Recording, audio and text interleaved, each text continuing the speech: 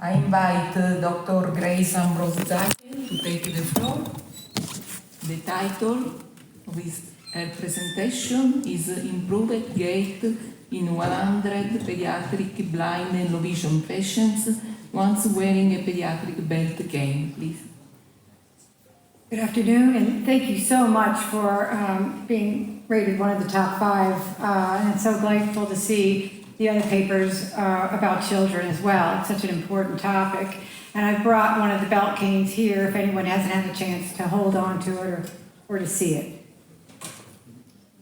I'd like to thank my colleagues who've worked with me on this research study. And what you can see in the picture here is, in still form, the classic gait of a child who has grown up blind without the benefit of a mobility tool. And so what we see is a wider base, the out-toeing, and then she is shuffling, as you can kind of tell by the motion. So she's not walking forward, she's not using reciprocal arm swing. In fact, her hands are held at about mid-guard range. And the question in research has been, when we blindfold sighted people, children and adults, or when we study people who are naturally blind, we find significant deviation in gait. And the question is always asked, what could be causing them to slow down? Why do they walk so poorly? And none of these studies seem to come up with the answer, only to document that in fact blindness does cause gait anomalies, severe gait anomalies. So I'd like to just give you a video. She is in her home. She is 2 years old and she is blind in her safe home. But blindness cannot prevent running into walls.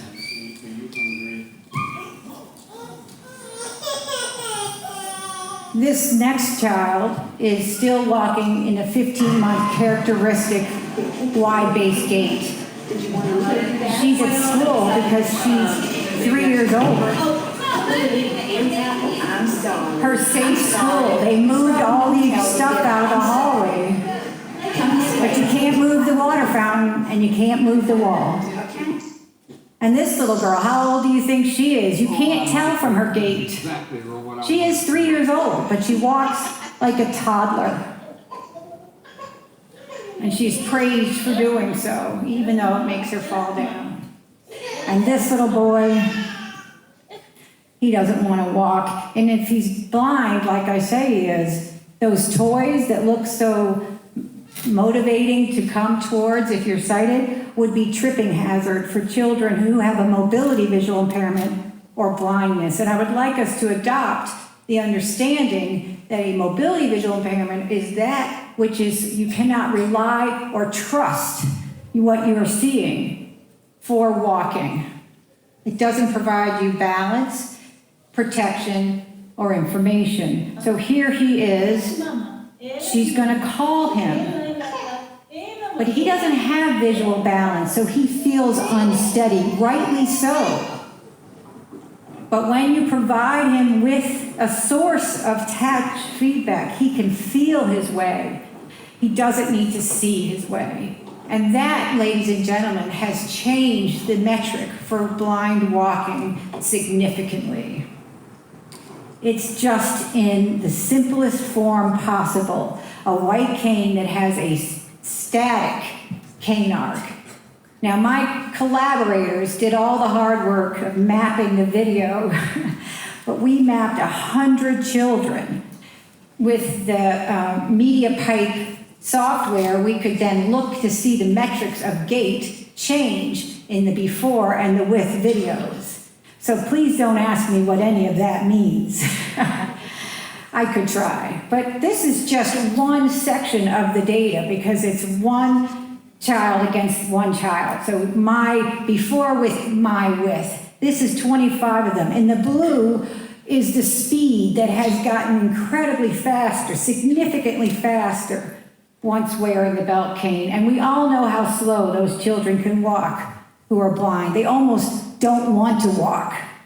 But what we found is in the first 100, without controlling for motor impairments, we got 2 of the significant outcomes in step frequency and foot mobility. And then when we controlled for a physical motor impairment, that was 87 subjects, we had significantly improved speed, length of step.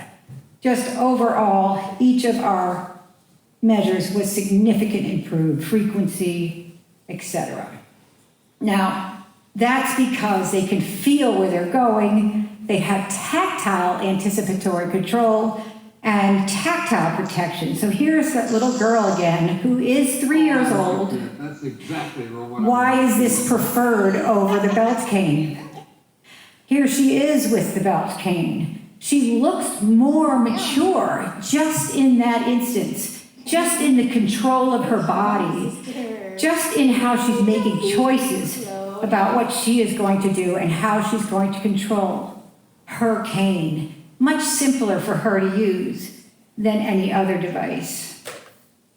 This is the final video. It's a little longer, and what I want to say is if I haven't convinced you by now, this won't convince you either. But remember those children as they struggle to get off a mat, a welcome mat. She is so unable to tell if that is a step or a flat surface. Even the hose takes many steps to get across a hose that is so narrow, it shouldn't. But then she gets free. And many of you will say, see, I see, she's walking, it's great. And you forget about the difficulty she had on this welcome mat. And we forget about how scared she was. She didn't know. This is enough for us. But is it enough for her? Here she is now getting the information 2 steps ahead. Now she can problem solve her way across that hose. And she can now pay attention to it in a way that she's never paid attention to it.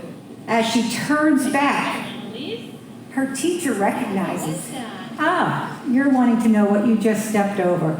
And she's happy to tell, yes.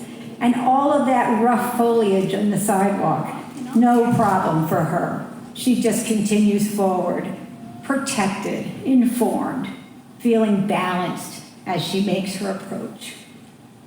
Now there's more video, but I want to just direct your attention to safe mobility o'clock.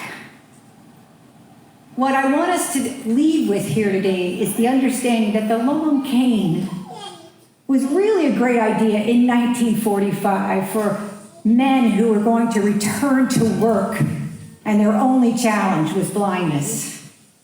But her challenge is her gait. She's still got a very stiff-legged gait, still very wide gait. And while she is fooling everyone, she's not as effective as she could be in her ability to get about. And we should have a standard that says not only will you get about, but you'll feel confident, you'll feel balanced, you'll feel protected, you'll feel respected. And that's what white cane's promise is to everyone that can learn how to swing it back and forth. That is the promise we're making every child when we spend hours trying to get them to swing it back and forth. We are promising them they'll one day feel safe. But I tell you, as a mother and a grandmother, the time for a child to feel safe is right now. It should be easy. It should not be walk first, then feel safe when you're ready. It should be, I will make you feel safe today, right now, for as long as you need. Thank you.